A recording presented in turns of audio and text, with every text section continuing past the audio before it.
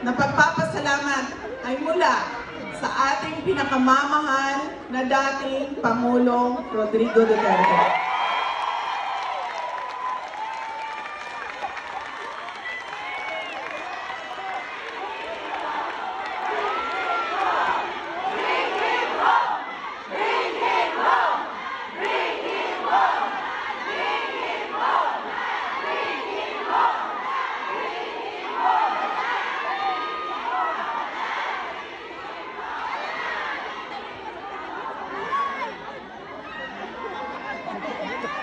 Alam niya po ang mga pagtitipon na ganito. Dahil kapag nagkakausap po kami, ay sinasabi po namin sa kanya. At yung kapatid ko po, si Veronica, araw-araw po yun may report. Sinusulat niya kung anong nangyayari, anong nasa balita, anong nangyayari sa pamilya, at pinapadala niya yun sa abogado. At yung abogado naman ay pinapakita yun kay dating Pangulong Rodrigo Duterte.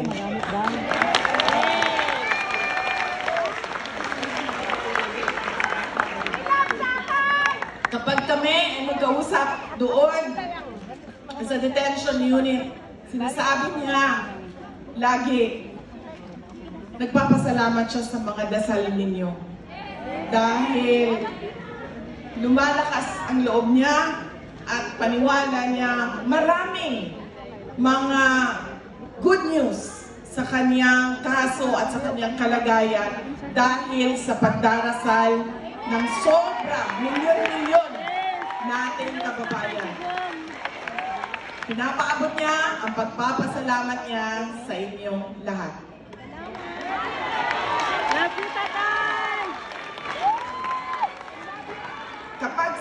Kahit saan po ako pumupunta, noon ang unang tinatanong sa akin, kamusta na ba si dating Pangulong Duterte? Ang sunod na tinatanong sa akin, kailan ba uuwi ng Pilipinas si Pangulong Duterte? Kahapon po, tumawag siya sa akin. Tawag siya sa akin, sabi ko sa kanya, ang huling tawag, sabi ko, ang daming nangyari. Simula Monday hanggang Friday, ang huling tawag mo sa akin, noon pang nakaraang Friday. Sabi ko sa kanya, nakalimutan mo ata ako tawagan. Sabi niya, nagtampo. Nagtampo na. Hindi man siya nagtampo, ma'am, kasi wala naman akong, hindi man siya nagtampo. Sabi niya, hindi man nagagalit ang term na sinabi niya kahapon. Ang sabi niya is, dili siya nandoon, ma'am, nangyayari sa atin sa Pilipinas sa korupsyon. Parang, ayan, nabalaka. Nabalaka. Nag-aalala. Masainuan. Muna-muna na ba yan yung ang Tagalog sa tinuod lang? Masainuan mo. Nabaw mo, hinay na tayo ko may surya, kaya ginahuna-huna ko na kung sa gani ng Tagalog, pangako. Saan? Pangako. O pangako. Dili man ko pwede magpinisaya, ma'am, kay ang uban dili makasabot. Kinahanglan nyo tinagalog. Pero muna-muna na gani. O sa to, nabalaka, nag-alala. Alala siya sa mga pangyayari sa Pilipinas sa korupsyon. Tapos, ikinento ko sa kanya, thank you. Ikinento ko sa kanya, ay sorry. Ito pala ang sasabihin ko kanina, nakalimutan ko. Ito pala yung unang-unang sasabihin ko sa inyo. Kasi marami kanina ang lumalapit sa stage para magpa-picture. Meron po tayong oras mamaya para po sa kamustahan. So ayusin lang po natin yung linya natin mamaya para sa 1:1 na picture. Solo photo.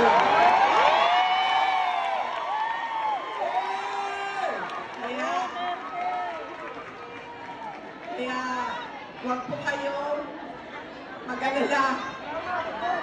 Ako yung nag-aalala. Alam niyo bakit? Anong nangyari sa amin sa Kuwait?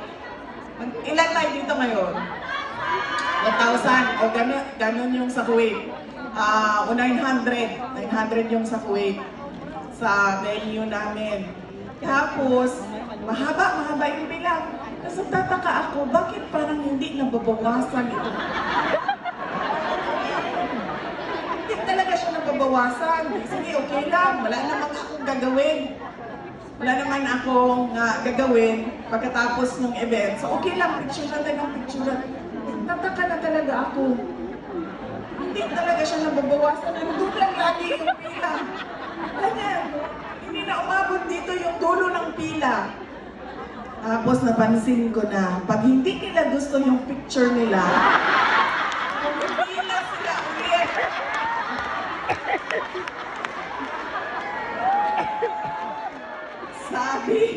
Sabi ni Sir Berwin, magkulang tayo sa oras kapag isa-isahin natin yan sila. Sabi ko, Sir,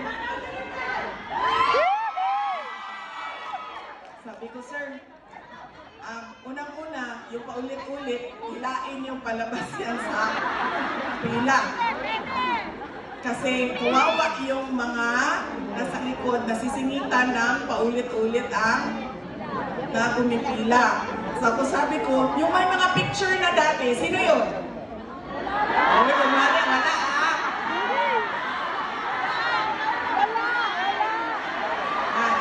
Sino ang may picture na?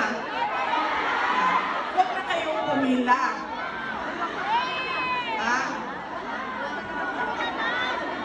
Para hindi tayo magkulang sa oras kasi 9:31 palayasin daw tayo dito. Bakit gano'n dito sa Japan, no? Nakalagay doon sa tindahan, magbubukas daw siya ng 9:05 ng umaga, tapos magsasara siya ng 9:20 ng gabi. Kagabi, pag lakad kami papunta doon sa tindahan, 9:20, sinara niya yung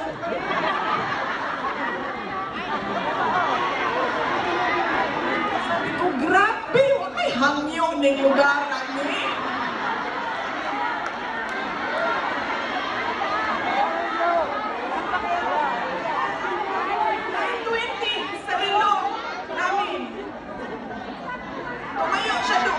Sinara niya sa mukha namin yun.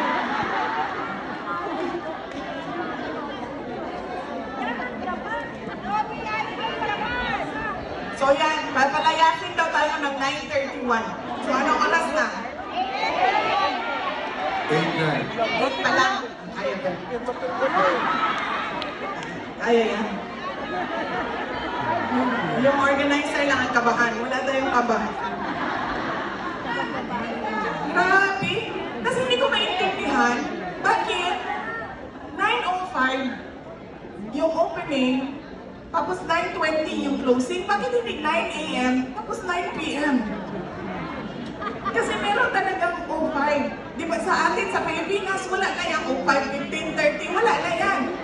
9, 10, 11, 12 na yan. May usapan tayo 9, darating tayo 11. Di ba?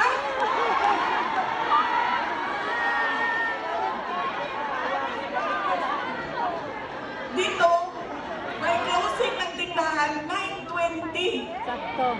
Sa atin, 9 o'clock lang yan. Magsasara yan ng 10. Tapos, makikiusap ka pa, pwede. Buksan sa iyo ang tindahan. Naan ka na, nahutan mo guys, pwede mo palit. Buksan yung tindahan para sa iyo. Bigyan kang ice. Dito, saran ka sa mukha mo. Grabe. Wala yung hangyo diri.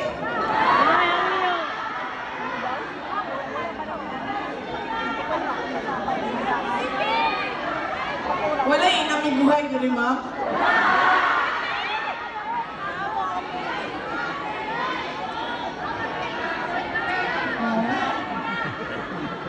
Bakit yun? Bakit ang tindahan niya magbukas ng 9:05 tapos magsara ng 9:20? Yan ang style nila.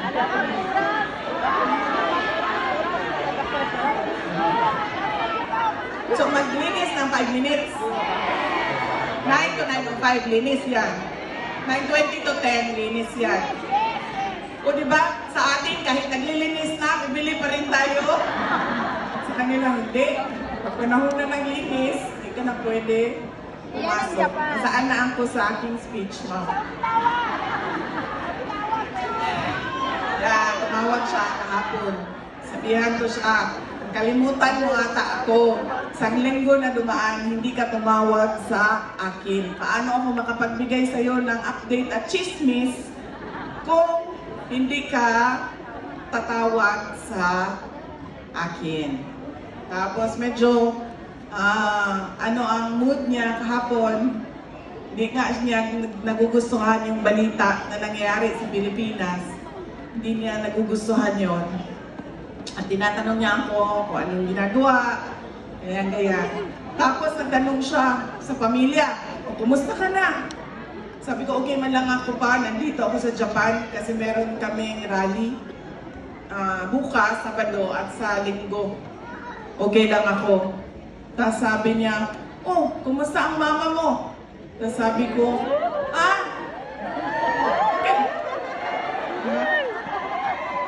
Kung kailan tumanda? Sabi niya, kumusta ang mama mo? Sabi ko, okay man lang siya. Nandyan siya sa Hague. Kasi, schedule ng pagbisita niya sa iyo. So, mamaya hapon, magbisita na yon sa iyo. Sabi niya, ganun ba? O sige, bye-bye na. Duda ko, maaga siya naligo. No? Kumain maaga, naligo ng maaga, excited. Imagine, sabi ko sa kanya, nandiyan na siya sa Hague. Sabi ko, siya man ang magbisita mamayang hapon. O sige, bye-bye na.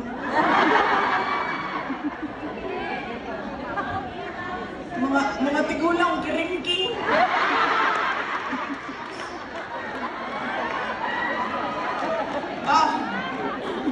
Wala pa anuhan niyo ako ng oras ha, kasi sarahan tayo ng 9:31. Warningan niyo ako. Anong oras tayo magsimula sa picture taking? Ngayon na? Hindi pa ako tapos sa ayaw na pag-usapan si BBM? Gusto! Ayaw na? Nanay! Picture lang may gani ni Kuniri. So man, uy, nanay pa. Ang trabaho na ito, ayusin na nga ito ang nasod. May trabaho tayo, ang trabaho natin, ayusin ang bayan natin, hindi. Bakit kayo pa-picture na kaagad?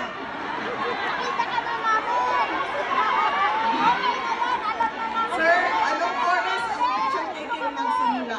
Mahadlok yung ko. As in, kaya nga nung nakita nyo daw, gisarataan nyo ko gahapon lagi. Sa naon. Anong oras ako magsimula sa picture taking ko? Anong oras magsimula ang picture taking? Ha? Ay, ngayon na? Oo, diyan. Sa oras naman diyan. Oh, 9:30. Hanggang 9:30 tayo.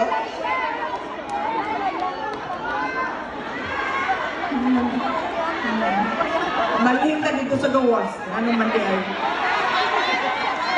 Yes, ni Ma'am Marisa, oh. Kita mo ni Ma'am Marisa. Sige lang, nagka-stroke.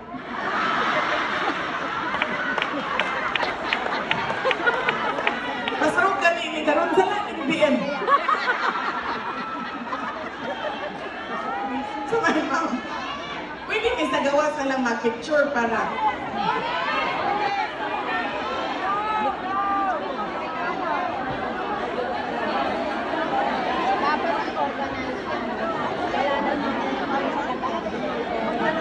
hindi pwede sa gawas. Git. Anaan lang ako flashlight. Pero pwede.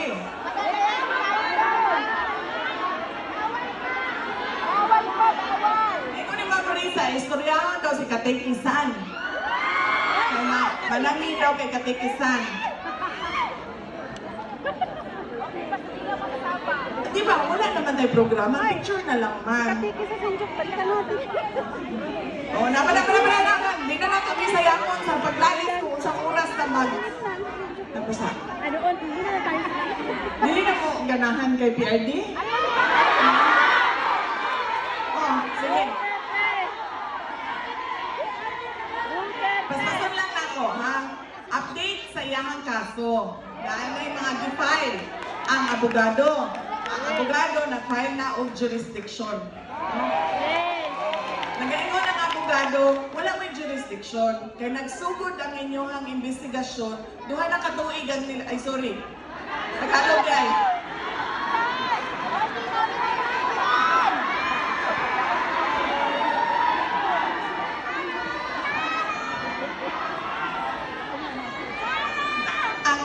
Ang kanyang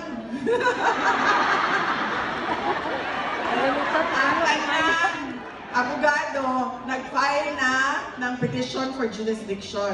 Sinasabi ng kanyang abogado na wala na kayong jurisdiction sa kaso na ito. Dahil nagsimula ang investigasyon ninyo 2 taon na no pag-alis ng Pilipinas sa ICC. Yan ang sinasabi ng abogado niya. At maraming legal experts at meron siyang kinuhang legal expert din na nagsasabi na tama nga, hindi na kayo pwedeng mag-imbestiga dahil tapos na yung 1 year period na pwede kayong mag-imbestiga after withdrawal. Hindi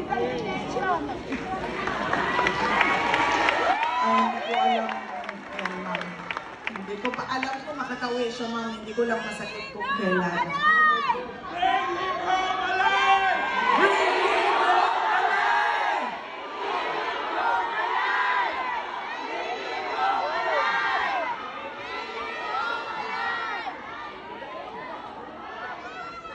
Pangalawa na finay ng abogado ay yung interim release.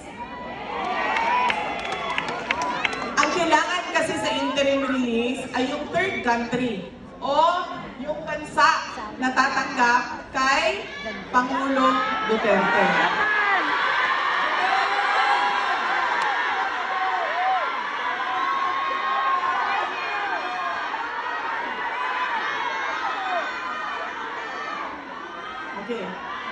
Okay, sandali lang. Natagal tayo sa sigawan ninyo, sandali lang. Ituloy ko muna aking update. So, kailangan ito ng third country. Nag-file na yung lawyer. Kung makikita nyo sa ICC website, meron ng third country doon. Meron ng isang bansa na nagsabi na okay lang na dito ninyo ilagay si dating Pangulong Rodrigo.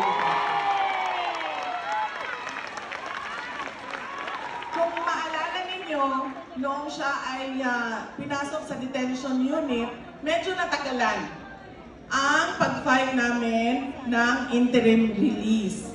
Dahil kinausap pa namin at naghanap pa ako ng tutulong sa akin. Dahil wala akong mapagkatiwalaan doon sa Pilipinas, ginamit ko ang aking mga nakilala sa labas ng Pilipinas dahil sa aking trabaho, nakiusap ako sa kanila na tulungan ninyo kami. So medyo matagal yon dahil hindi madali makipag-negosasyon sa isang bansa. Pero sabi ko nga, dahil sa pagdarasal ninyo, may mga good news na nangyayari. So merong isang bansa na nagsabi, sige, okay lang, dito ninyo siya dalhin. At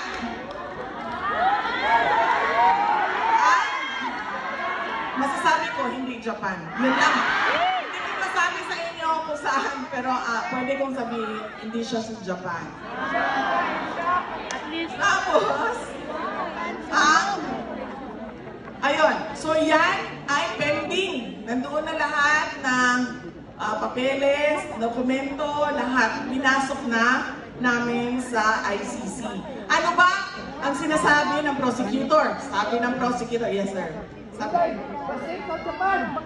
oo, yes sir, pero kailangan kasi tanggapin siya noong bansa. Hindi pwede, basta na lang siya papasok doon sa bansa na yun. Ano ba ang sinasabi ng prosecutor? Kung nakikita nyo, kumontra sila sa interim release. Sabi nila, hindi pwede yan kasi ang dami niya kaibigan sa buong mundo. Ang laki ng network ng supporters niya. Yan ang sinasabi ng prosecutor, kaya hindi daw pwede. Pangalawa, yung pamilya niya, hindi nila tinatanggap yung pagkuha ng ICC o pag-detain ng ICC kay dating Pangulong Rodrigo Duterte. Lagi nilang sinasabi ay kinidnap siya. Yun naman ang katotohanan. Nakita niyo yun sa opening statement na abogado ni dating Pangulong Rodrigo Duterte, si E.S. Medialdea. Sa first hearing pa lang, sinabi na namin, kidnapping ang tawag sa batas, extraordinary rendition. Inuulit ko lang kung ano yung nasabi na. Kaya hindi pwede sabihin ng prosecutor na dahil kay Inday Sara ay hindi namin papalabasin ang kanyang ama. In fact, dapat nga nila yan ibigay si Pangulong Duterte sa akin. Kasi para mapanigurado ko na siya ay a-attend at mag-cooperate sa kaso. Dahil mahirap siyang i-engage kung siya ay nandoon sa loob. Bakit hindi pwede ibigay ang interim release? Tatlo yan. Unang-una, pwede siyang lumayas. Alam na natin na hindi siya lalayas. Kasi lagi niya sinasabi, gusto ko umuwi ng Davao. Gusto ko mamatay sa Pilipinas. So ibig sabihin, alam natin kung saan siya hahanapin. Hindi yan pupunta ng Africa, ng Antarctica, ng West Philippine Sea. Pupunta yan ng Davao. Magpapalipin yan sa Davao. Pangalawa, sinasabi nila ay posible mag-threaten ng witnesses. Buhay na buhay si Trillanes, buhay na buhay si De Lima, buhay na buhay lahat ng buhay na buhay lahat ng buhaya. Sinasabi ko sa inyo, hindi na bukas. Dahil bukas sa Davao City ay meron kami lechon na buhaya.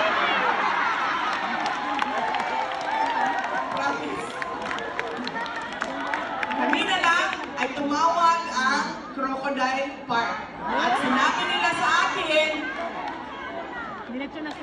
bibigyan namin ang prayer rally ng lechon na buhaya. Oh, hindi lang yan. Sabi ng kaibigan ko na merong bakery, sabi niya, Inday Sara, akong bahala sa cake mo na buhaya. Gano'ng mahaba yung cake? 3 meters? 4 meters? Buhaya. Pagpiestahan namin ang mga buhaya. Ano ba yun?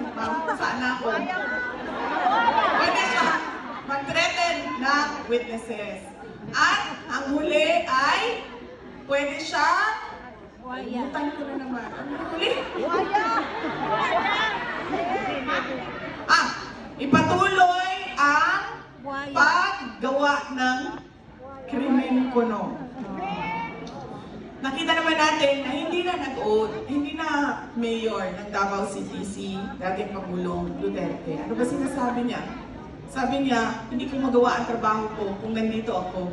Hindi makatarungan para sa mga taga-syudad ng Davao kung ang mayor nila ay nasa loob ng detention unit at may kaso na hinaharap sa ICC. Sabi niya, mamaya na lang yan kapag nasagot na at natapos na ang ICC ko na kaso. So yan yung mga tatlong bagay na pwede mo hindi ibigay ang interim release. Pero sa kaso ni dating Pangulong Duterte, wala ito lahat.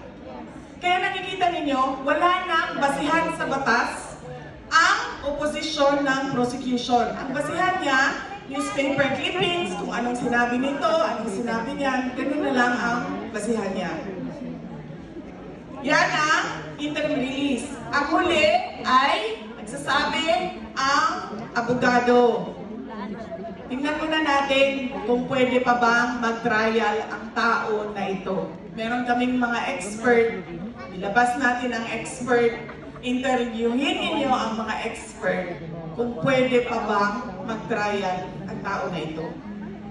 Yan ang tatlong na mga papel o dokumento na nasa loob ng ICC na hanggang ngayon hindi pa ina-aksyonan. Na sinasabi natin, ibigay nyo yung interim release. Bakit? Wala kayong confirmation of charges, wala kayong trial date. Anong ginagawa ng tao na yan sa loob? 80 years old. Alam nyo ba, bago lang nagka-problema yung kapatid ko si Veronica. Kasi si Veronica yung nag-aalaga sa kanya. Ako yung nagpapagalit sa kanya. Pag mga chismis, ganyan, mga kung ano-anong pangpagalit, ako yun. Mga pangangailangan niya, gupit ng buhok, yung kanyang pagpapatina, paggupit ng kuko, yan kay Veronica lahat. Kain niya, damit niya, kapatid ko ang nagpapanigurado na maayos yan lahat. So ito lang, tagal niya naasikaso ang paggupit ng kuko.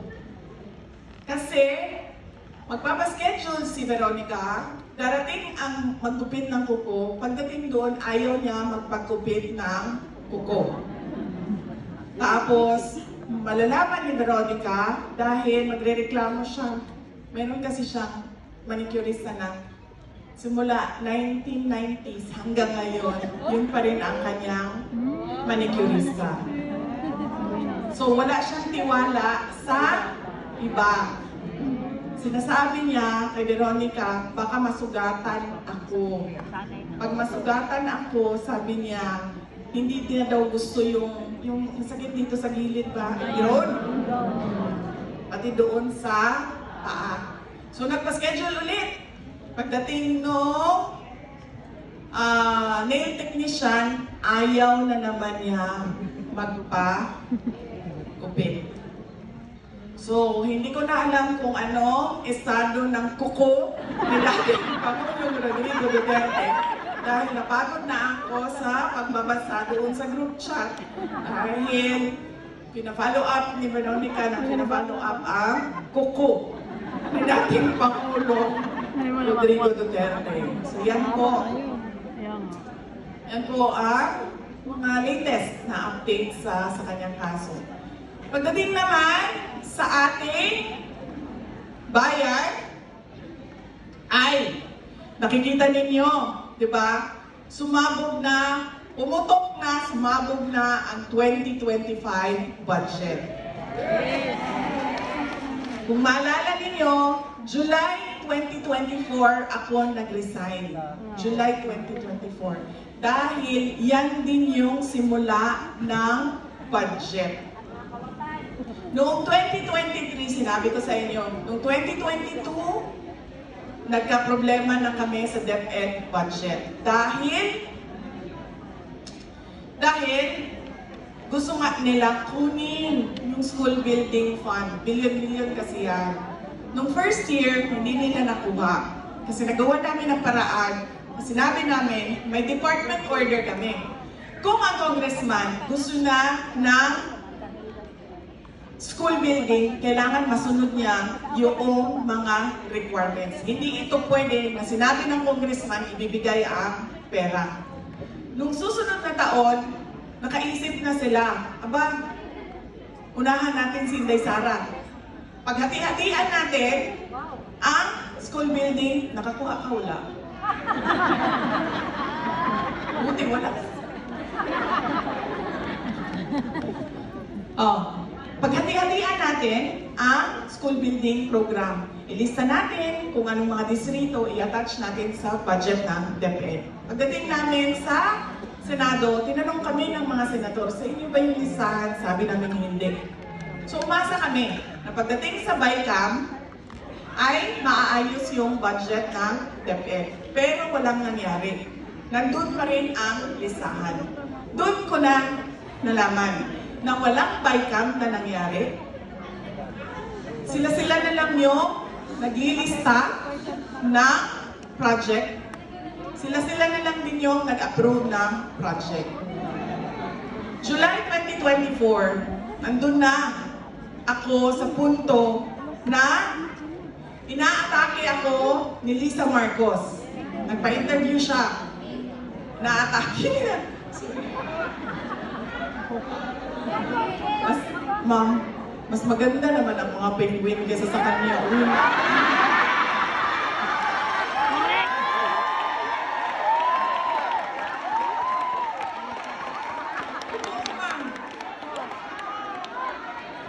Parang na-insulto ang penguin. Sabi ng penguin, bakit ako? Bakit ako tapos humingi ng penguin sa salamin? Hindi eh. Hindi talaga. Mas pangit siya kaysa sa akin.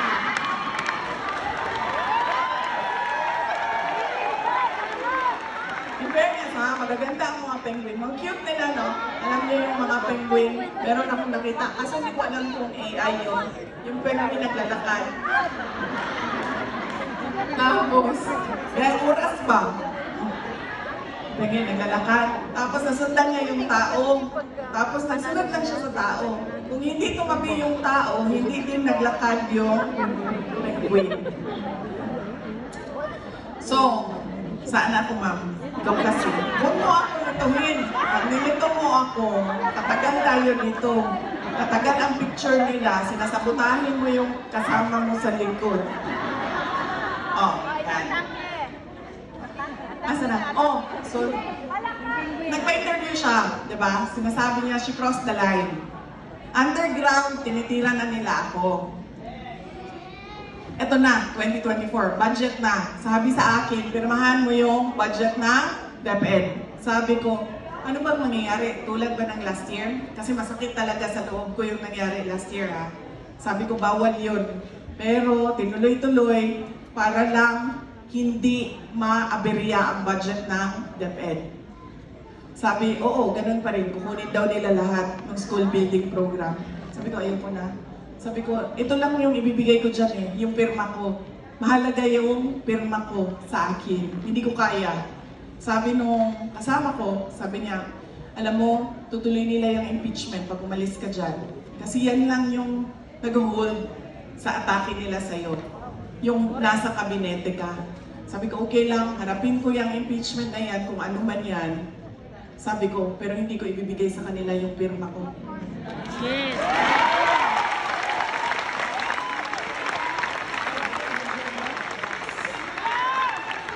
So, sumabog na ang 2025 budget. Pagsabog ng 2025 budget, yun ang sabi ni Dr. Richard Mata. Yung divine intervention. Sabi ko talaga sa Diyos, thank you Lord, pinaresign mo ako. Kasi kung hindi, nandun din ang pirma ko at alam ko na paghahati-hatian lang yon ng mga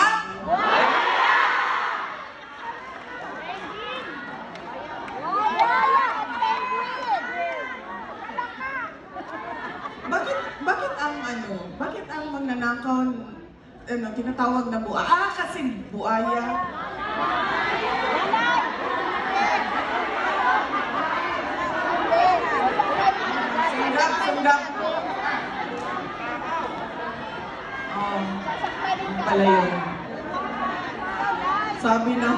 sabi ng buhaya, sabi ng buhaya, ang ganda-ganda ko, ang pangit nila.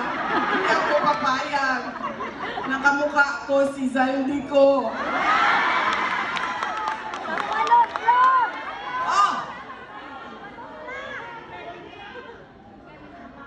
Noong pinapahirapan nila aming opisina kasi nag-fishing expedition sila ng ebidensya para may kasong kulo sila, kinulong-kulong nila yung mga kasama namin sa detention unit ng House of Representatives. Ngayon, anong nangyari kay Zaldi ko? Nandun sa Amerika, kumakain ng American burger.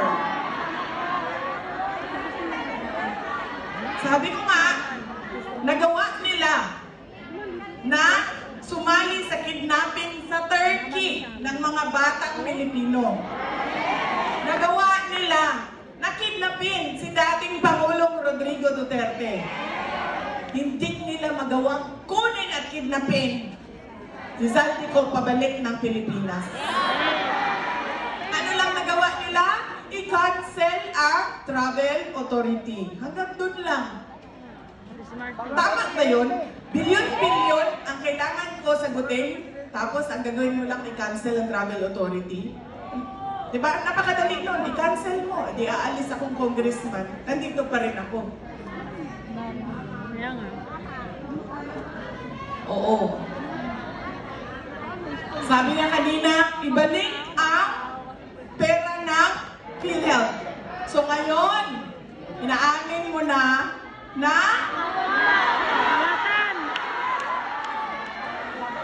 kasi hindi lang yun. Hindi ko alam kung nabanggit ni Atty. Vic Rodriguez, kukunin daw nila sa savings. Paano ka nagkaroon ng savings na wala ka pa declaration ng savings? Eh wala ka nga, nagkulang ka nga eh, deficit ka nga eh, paano ka nagkaroon ng savings?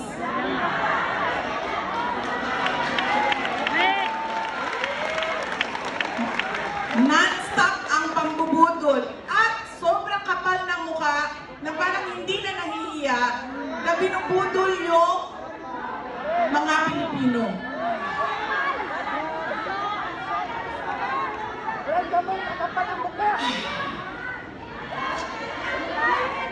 Parang ako ng cellphone ko.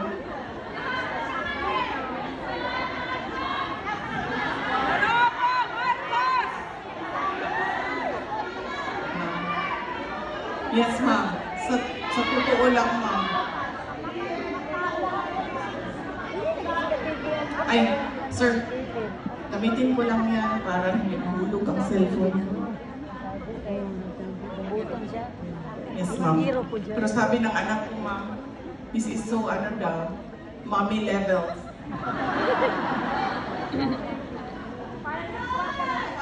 Mga bata, ayaw nila ng ganito, no? Ayaw nila. Pinipilit ko. Lagyan mo yan ng tali ang cellphone mo kasi ilang beses na yan nahulog. Tapos isang beses nahulog. Oh, sinabi ko sa'yo, di ba?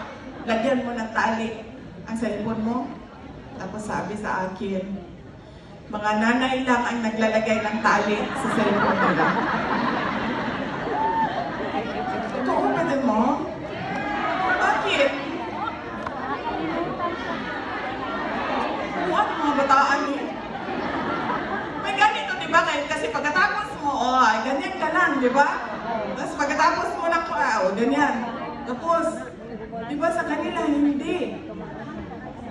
Kahit nahihirapan na sila doon sa malaki nila. Mas malaki pa yung kanila, di ba? Ganyan. Hirap na sila, ganyan. Dala-dala yung mga kape nila. Kape. Yung kape nila, yung cellphone nila. Ano pa yung dala-dala nila, ma'am? Yung electric pan nila, kape, yan lahat. Lagyan mo ng tali para maluwang. Di ba? Hindi talaga. Kasi nanay lang daw ang naglalagay ng tali. Sa cellphone. Ay, hindi na ako kilala ng aking cellphone. Hoy!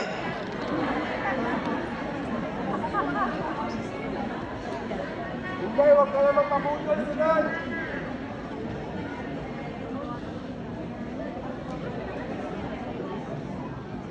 Di ba bago lang nag-birthday si BBM? Party-party. Di naman kay kung naman kung ganda ko regalo sa iya, ha? Pagkahuman, wala na human. Wala na human ako regalo.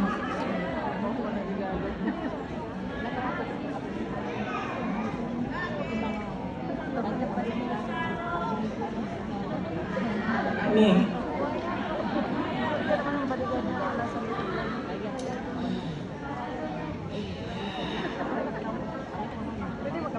Yes.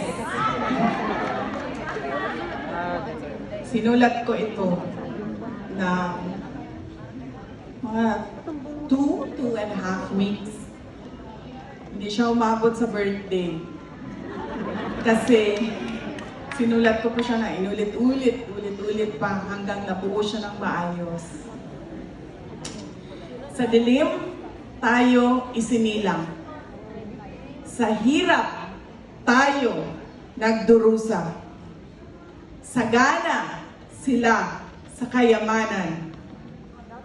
Taong bayan nilunod sa parusa. Kami ay apoy na hindi mapatay.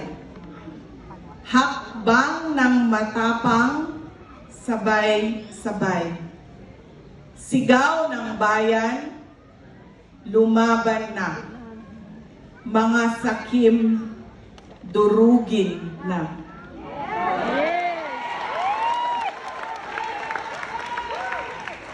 Mga bulok na pangako, palasyong pinatong sa ating buto. Krimeng itinago sa kasinungalingan. Kalayaan natin ipinagpalit sa ginto. Kami ay apoy na hindi mapatay.